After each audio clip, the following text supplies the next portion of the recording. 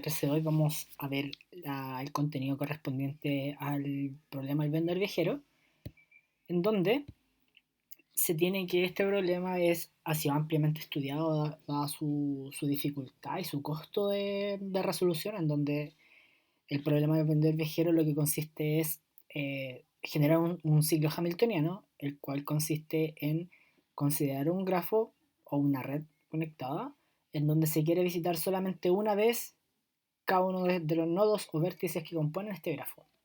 ¿Sí? Entonces, cuando se cumple esta condición, se satisface y además desde el punto de inicio se recorre el grafo completamente y se vuelve a este punto de inicio, es donde tenemos un ciclo hamiltoniano en el grafo. Entonces, existen dos clases de problemas de este problema general, en donde los costos asociados, que puede ser tiempo, distancia o dinero, de recorrer de un nodo a otro, pueden ser iguales o pueden ser distintos dependiendo de la dirección en la que se vaya. Es decir, ir del nodo 1 al nodo 2 puede costar lo mismo que del nodo 2 al nodo 1, o puede ser distinto su costo, distancia o tiempo de ida o de vuelta. O sea, esa es la diferencia en este caso, donde podemos ver que este problema se puede ver como en la ilustración, en la animación que vemos en la presentación, en donde se genera un ciclo hamiltoniano o un tour, en donde se recorre solamente una vez cada nodo y se vuelve a un punto de inicio determinado, sea cual sea. ¿Ya? Entonces la idea es siempre generar este tour al mínimo coste, a la mínima distancia recorrida, al mínimo tiempo utilizado. Entonces, esto imagínense como si estuvieran de vacaciones y quieren planificar su recorrido, si es que quieren visitar distintos lados.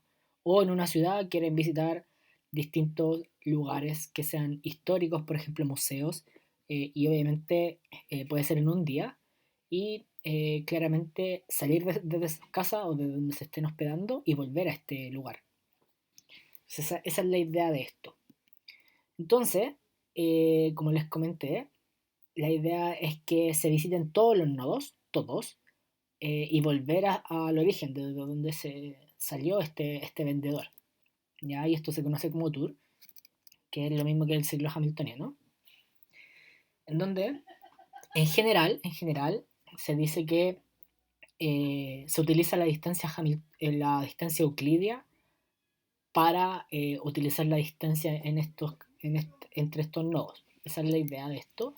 En general, la distancia euclidia no es muy buena, dado que no considera la altitud, por ejemplo, y solamente funciona con espacio en 2D. O sea, esa es la idea. Eh, entonces, tampoco considera la curvatura, etcétera, pero si es que se utiliza la medición de la distancia de las carreteras, por ejemplo, que sería una medición exacta, dado que uno puede medir la distancia que recorre por la autopista, por la carretera, eso sería más fidedigno. Pero si se tienen las coordenadas nada más, probablemente hayan ciertas y ligeras diferencias con la solución real. Entonces, en este curso nosotros vamos a poner el foco en la versión simétrica de este problema, en donde los costos de ida y vuelta son iguales. Ese es el foco de nuestro curso. Entonces, para esto primero vamos a revisar formulaciones de este problema, en particular la que desarrolló Danzig, Fulkerson y Johnson, la que se dice que es como la mejor, dado que restringe el politopo convexo que envuelve el problema, en donde se encuentran las soluciones factibles, y es más fuerte, es una formulación fuerte. Esa es la idea de mostrar esta formulación. Entonces, lo que se hace es primero considerar un grafo que no dirigido, en donde se denota por la letra G, con la cantidad de vértices y ejes o aristas, como los mencionamos en las clases anteriores. Y lo que se tiene es generar un tour hamiltoniano, o simplemente tour o ciclo hamiltoniano, el cual va a ser este ciclo en donde se visita cada nodo una sola vez, como vimos en la ilustración de la lámina anterior, en donde los costos de ida y vuelta son simétricos, que es la condición para que el problema sea el TSP simétrico. Y obviamente vamos a denotar, porque no todos los ejes tienen el mismo costo, solamente hemos dicho que ida y vuelta son los mismos, pero entre ellos no son los mismos, por lo cual lo vamos a denotar como un C sub E, en donde este subíndice indica el costo asociado al eje E. Entonces nuestro objetivo va a ser minimizar el costo de hacer este tour. Si consideramos eso, Danzig, Fulkerson y Johnson proponen la siguiente formulación, en donde la función objetivo claramente involucra una variable binaria, en donde indica un 1 si es que el eje se visita, por lo cual se va a añadir costo a la función objetivo. La restricción número 1, que es la ecuación número 2 en nuestro caso, indica que cada uno de, de estos ejes, ¿cierto? En realidad de los vértices, tiene que, tiene que tener un grado de 2. Este grado 2 significa que yo puedo llegar y salir desde este nodo. Y solamente 2, dado que la condición es que tengo que visitar solamente una vez cada nodo. Entonces, este delta que señalamos en la formulación implica eso. Esa delta indica el grado del nodo. O sea, cuántos ejes o aristas inciden sobre cada nodo. Y eso es por eso es que se señala para todo I en el conjunto de los vértices. Por otro lado, tenemos la ecuación número 3, que es la restricción conocida como la restricción de eliminación de subtour. Esta restricción lo que hace es que es considerar todos los subconjuntos desde un nodo en adelante hasta toda la cantidad de nodos que contiene la red, en donde se tiene que cumplir que exista esta condición de que la red sea una sola y esté interconectada entre ellas. Esto lo vamos a ilustrar en la siguiente lámina, dado que en particular esta es la restricción que añade muchas restricciones a mi problema, porque crece exponencialmente de acuerdo a la cantidad de nodos que tiene nuestra red. Entonces, pero sigue la misma lógica que la restricción anterior, en donde este delta indica el grado del nodo, o sea, cuántos ejes son incidentes en cada nodo. Solamente que aquí no se consideran todos los nodos al mismo tiempo, sino que de a subconjuntos. Y claramente la restricción de dominio, que estamos trabajando con una variable binaria. Entonces, eso es lo que hemos visto aquí. Y es importante destacar que esta ecuación número 3 es importante y es cara computacionalmente, dado que crece mucho de forma exponencial a medida que crece el número de nodos en nuestra red. En ese sentido, vamos a ilustrar qué es lo que pretende este modelo. Si no se añade esta restricción 3, que es la difícil que les comenté en la lámina anterior, se podría tener esta solución. Cada nodo tiene grado 2, porque tiene dos ejes incidentes sobre cada nodo, pero hay, hay subtour. O sea, tenemos una red, sí, que tiene grado 2, sí, pero se crean dos subtour aislados. Es decir, no puedo llegar a una a través de la otra. Ese es el gran problema de esto. Entonces, eso es lo que pretende esta restricción. Eso es lo que hace. Por lo cual, si ahora trabajamos y vemos esta restricción número 3, lo que hace es eso. Es generar una restricción tal que estos subtour no ocurran. Eso es lo que sucede aquí. Entonces, como comentamos, ambos son ciclos hamiltonianos. Sí, es correcta esa afirmación, pero no son, la figura de la izquierda no es un ciclo hamiltoniano, sino que dos. Entonces, nosotros queremos crear uno solo. Eso es lo que logra esta restricción de ruptura de subcircuito o eliminación de subcircuito. Entonces, en general, la solución de un problema puede ser acotada, como vimos en la primera clase, que fue el repaso, en donde se sigue este esquema de dualidad, en donde se encuentra una cota inferior y una cota superior, y se sabe que el óptimo va a estar entre esas dos cotas, y eso ayudaría mucho al aplicar un solver.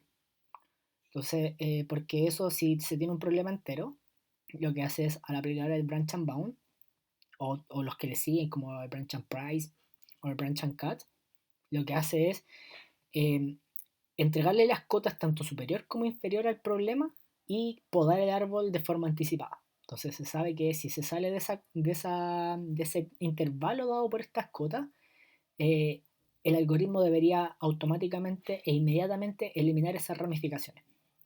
Eso es lo que se tiene y eso ayuda a converger a la solución, dado que no tiene que ramificar tanto. Entonces, sí que se ha estudiado ampliamente este problema porque es caro computacionalmente y es complejo desde el punto de vista de la ciencia de la computación, de la complejidad computacional y todo eso. Entonces, se ha estudiado mucho.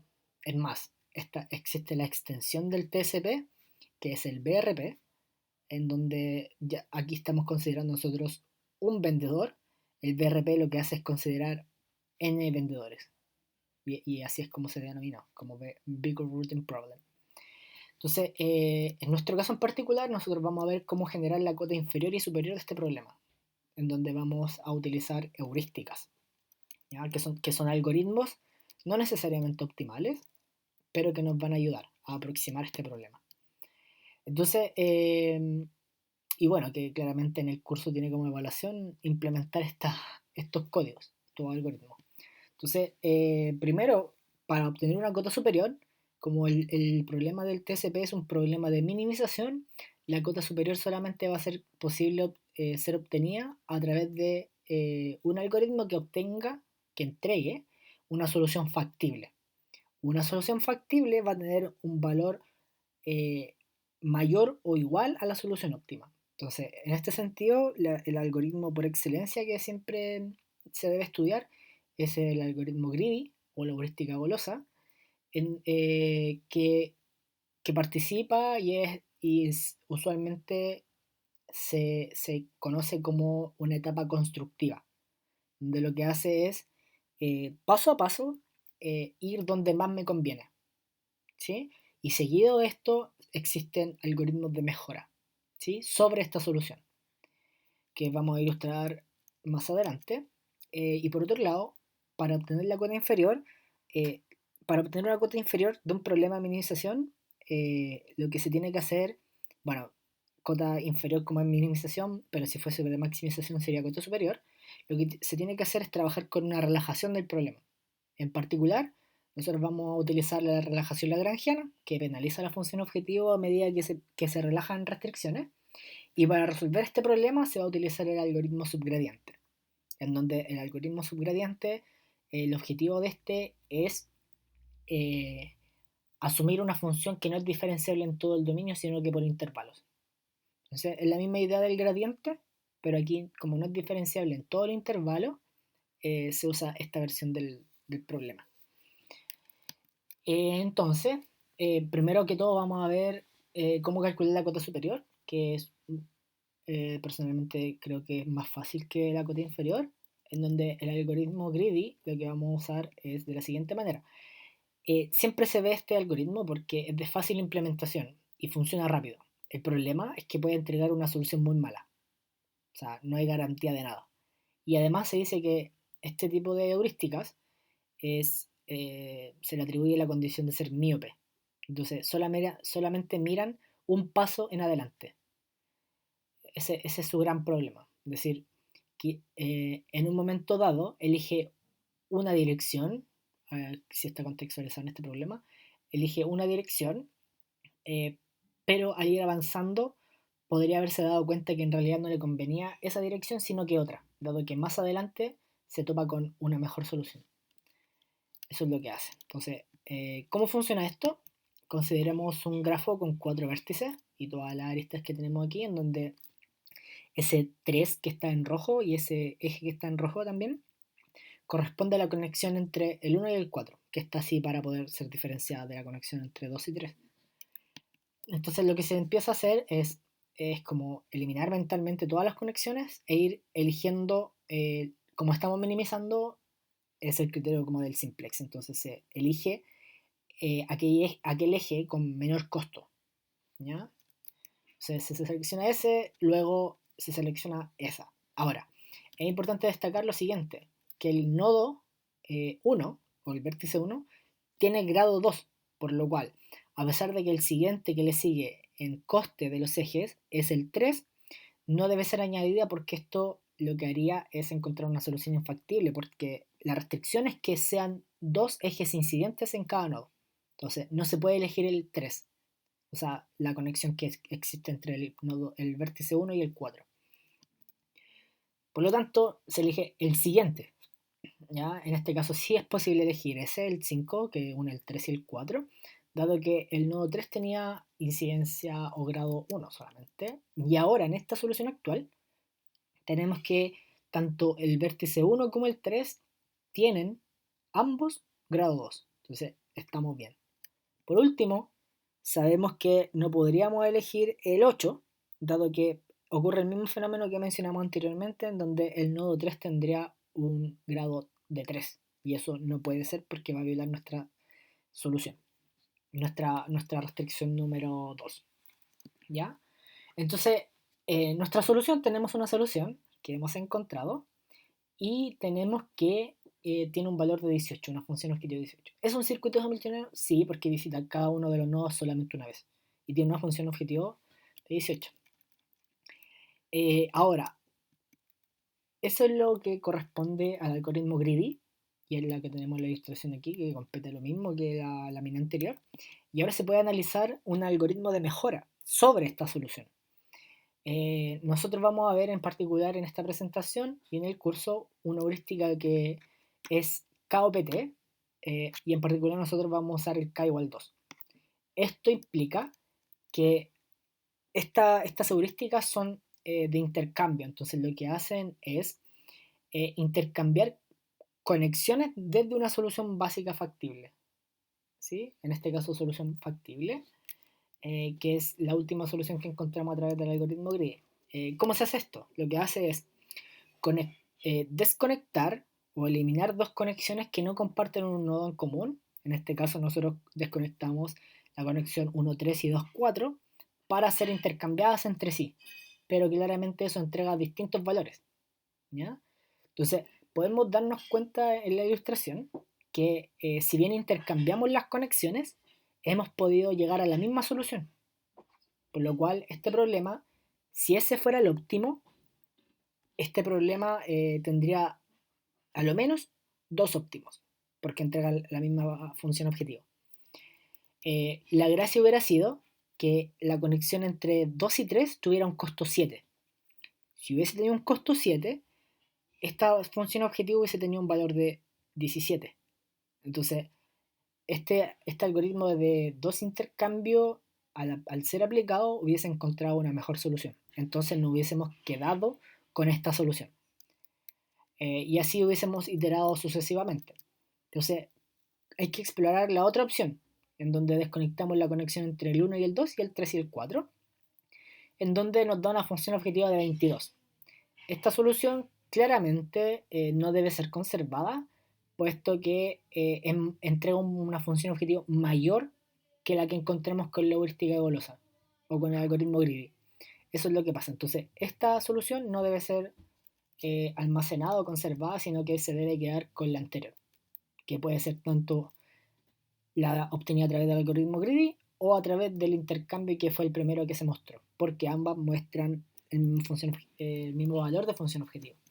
Entonces, por otro lado, como se comentó al principio, no tiene mucho sentido y en realidad no tiene sentido desconectar ejes que compartan un nodo en común, puesto que lo que provocaría esto es que si en el primer ejemplo se hubiese desconectado 1.3 y 1.2, se puede haber conectado 3 con 2, pero ¿qué sucede con el nodo 1? Ese nodo 1 no se puede conectar a ningún otro lado porque el restante de los vértices 2, 3 y 4 ya tienen grado 2. O sea, eso es lo que sucede, por lo cual la condición de desconexión es que se tienen que intercambiar ejes que no compartan un eje en común, o sea, un nodo en común, perdón. Y eso claramente para generar un ciclo hamiltoniano completo y no subturbo. Entonces, como se ha visto anteriormente y se conoce, se tiene en conocimiento, existen otras desigualdades válidas, las cuales se centran en resolver este problema, claramente sin utilizar esta restricción que es muy cara computacionalmente.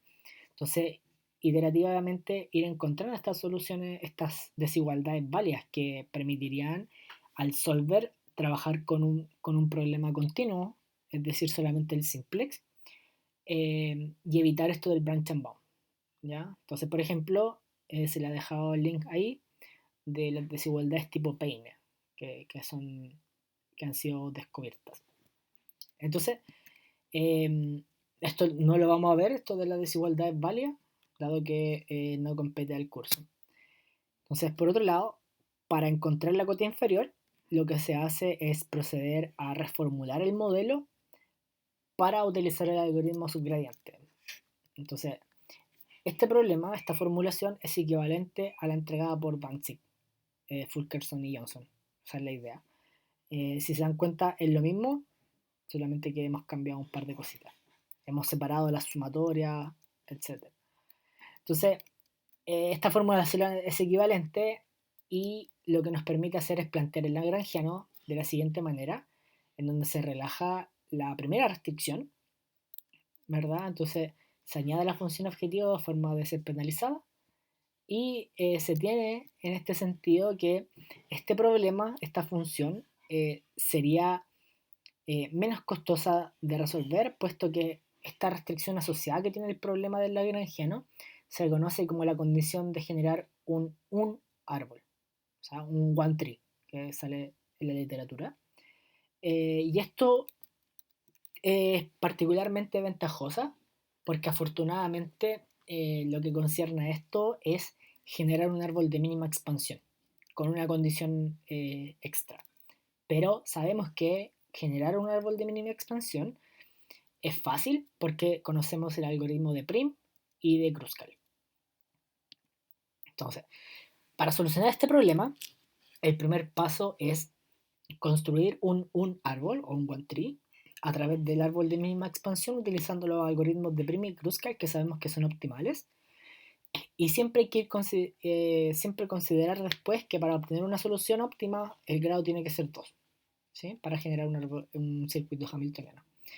El segundo paso de esto es que el algoritmo subgradiente tiene que utilizar una función de actualización en el coste.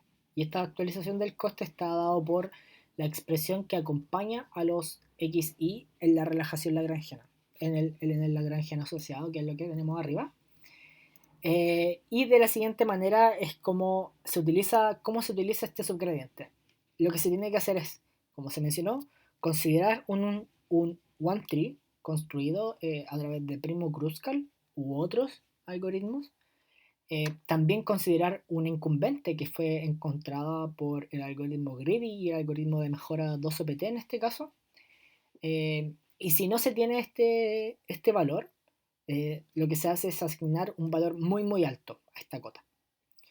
Entonces, para utilizar el algoritmo subgradiente se tienen que actualizar estas variables duales que son los penalizadores en la función lagrangiana, en donde el gamma que está ahí representa el grado de cada nodo.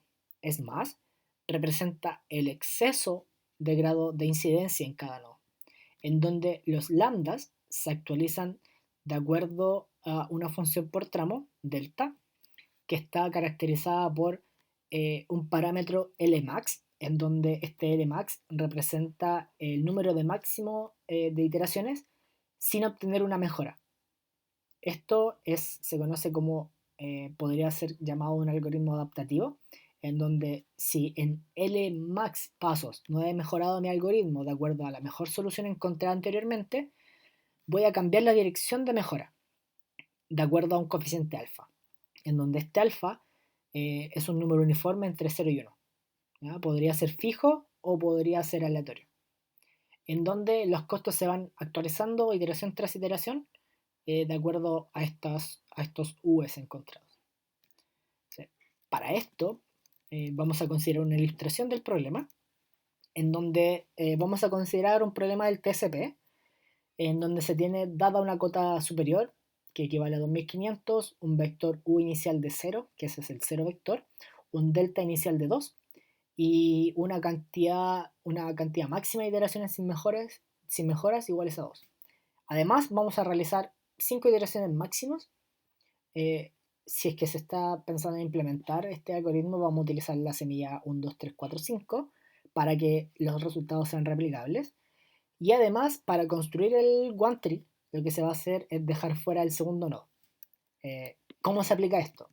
En la iteración 1 tenemos nuestra matriz de distancias, en donde claramente tiene que ser simétrica, por lo cual en la diagonal inferior no se muestra nada. Y se tienen los siguientes nodos, los 5 nodos, en donde para generar el one tree vamos a dejar fuera de nuestro cálculo el nodo 2. ¿Ya? Y con el restante de nuestros nodos vamos a generar un árbol de mínima expansión de la siguiente manera. Ahora, cuando se ha generado este árbol de mínima expansión, lo que se hace es considerar este nodo que se dejó fuera, que en este caso es el segundo nodo, y buscar y otorgarle una condición de grado 2, por lo cual vamos a buscar aquellas dos distancias o dos ejes con menor costo asociado a este nodo 2, que es como ven a continuación. Entonces, lo que se tiene que hacer a continuación es proseguir con lo que se tiene acá, en donde se tiene que, este no es un ciclo hamiltoniano, ¿sí?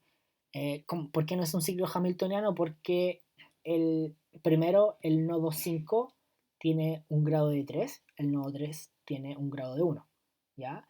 Y por supuesto no se tiene que se visita solamente, podría visitar el nodo 5 dos veces y formar un ciclo ahí. Entonces lo que se hace es, a través de este número aleatorio, que la semilla otorga que es 0,42, se obtiene el lagrangiano, que va a ser igual a la función primal, que va a ser 2124, que es la suma de estas distancias, y vamos a obtener un indicador que es el máximo de las soluciones encontradas hasta el momento, en donde como este L representa cuántas veces no se ha mejorado desde la última vez. Es decir, en este caso, como las soluciones L supra 1 y Z supra 1 son iguales, ese L va a aumentar en un contador. Y recuerden que a lo más tiene que ser 2 para cambiar la dirección utilizando este alfa. El gamma lo que representa es el exceso de grado en el nodo. Entonces, tenemos un vector de 5 componentes en donde cada uno de los componentes es 2 menos el grado del nodo, por lo cual el nodo 1 tiene grado 2, por lo cual es 2 menos 2, 0, etc. El nodo 2 pasa lo mismo, porque tiene grado 2. En cambio, el nodo 3 eh, muestra un 1 ahí. ¿Por qué? Porque el nodo 3 tiene un grado de 1, dado que hay una sola arista o eje incidente en ese nodo, por lo cual es 2 menos 1, 1. En el 4 tenemos un grado 2, por lo cual es 0. Y en el nodo 5 hay un menos 1, dado que la incidencia en ese nodo son 3, por lo cual es 2 menos 3. Por eso hay un menos 1. El delta calculado, que es el inicial, corresponde a 2, dado que no se ha cambiado. El lambda calculado de acuerdo a los parámetros corresponde a 376, ¿ya? Dado la fórmula que se mostró anteriormente. Y los U's actualizados corresponden a la operación mostrada en la lámina anterior igualmente, pero es importante notar, dado que esto está dado directamente de acuerdo al gamma, al vector gamma que hemos estado mostrando, dado que hay un 1 y un menos 1 al final. De acuerdo a estos numeritos, se actualiza la matriz de costos, que sería en este caso la distancia, y lo que se tiene que hacer es ahora generar el mismo proceso de forma iterativa, pero considerando las distancias actualizadas, ¿ya? Entonces, por orden, vamos a tener siempre las distancias originales y las distancias actualizadas, tal como vamos a ver en la siguiente lámina. Entonces, notar que ahora el actualizado está a la derecha y el original está a la izquierda, entonces en la iteración 2 se realiza lo mismo. Dejamos fuera el nodo 2 Y ahora vamos a señalar, para dejar ilustrado aquí, que van a estar en izquierda los costos asociados a las distancias actualizadas y al lado derecho las distancias originales. O sea, también van a aparecer en color. Fijarse. Se forma el one tree, dejando este nodo 2 fuera, y se muestra que a la izquierda están las distancias de la matriz de la derecha, que es el C supera 1, y a la derecha de este slash se muestran las distancias originales para poder ir calculando simultáneamente el lagrangiano y la función primaria. Entonces luego, como se repite, se generan aquellas dos distancias de menor longitud desde el nodo 2, de la siguiente manera. Y tenemos ese one tree. Ese one tree no es un ciclo hamiltoniano, por lo cual se requiere seguir el algoritmo, en donde aquí notar que el alfa sigue siendo el mismo dado que la semilla ha sido establecida.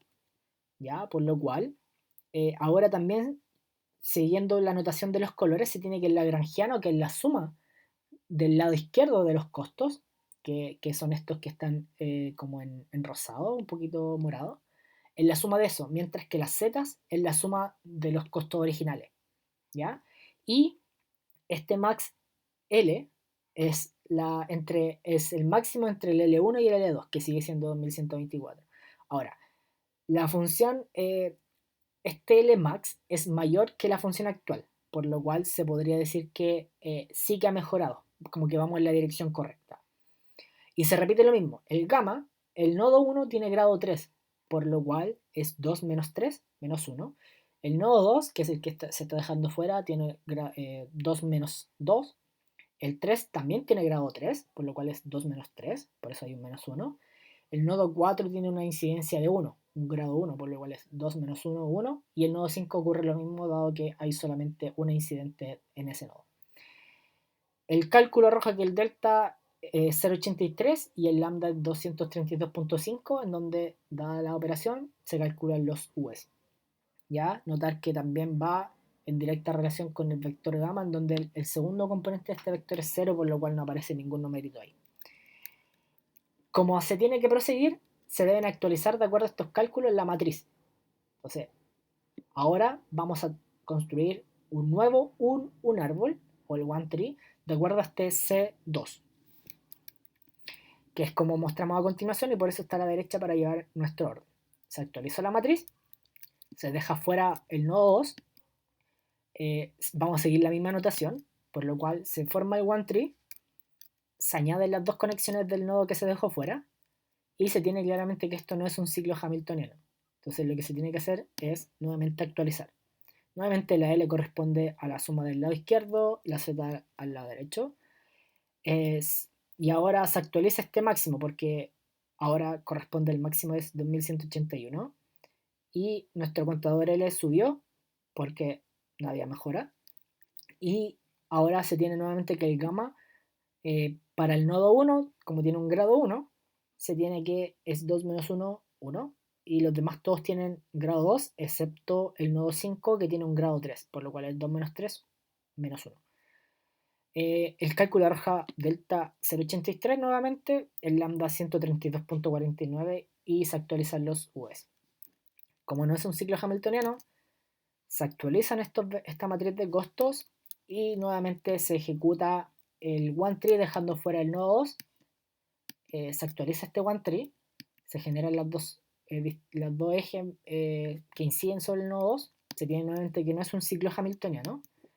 Se actualizan estas funciones, el L y el Z y todos los demás parámetros. Es de notar que el nodo 4 tiene grado 3, por lo cual es 2 menos 3 menos 1.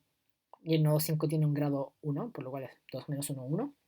Se actualizan estos vectores y se actualiza nuevamente la matriz de distancia, o de costo en este caso, en donde se debe seguir iterando, y esta sería la última iteración, dado que fue el parámetro de entrada que le hemos entregado a nuestro problema, dado que se indica que realicen solamente 5 iteraciones.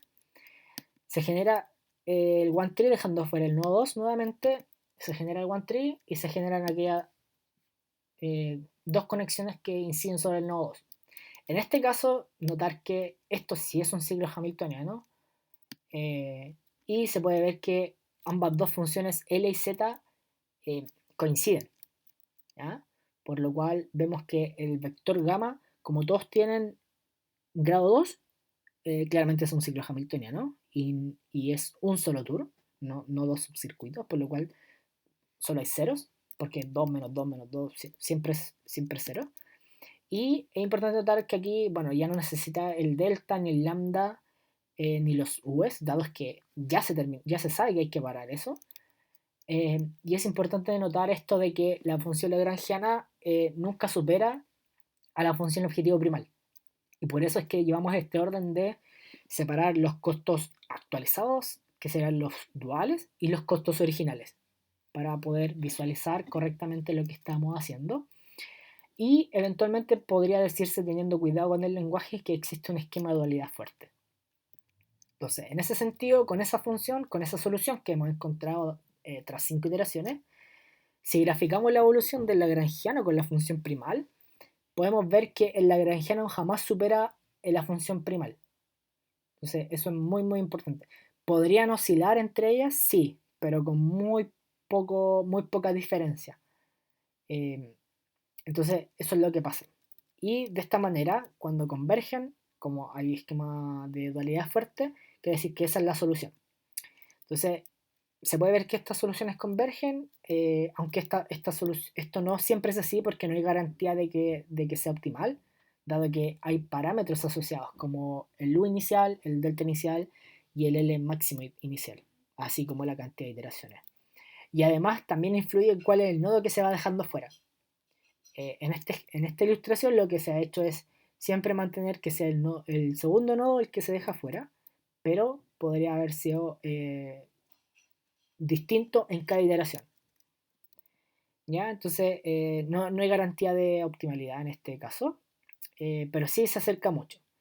Entonces, es importante destacar que esto se puede alejar o acercarse, que es el lagrangiano y el primal se van alejando en algunos puntos y en otros se van acercando.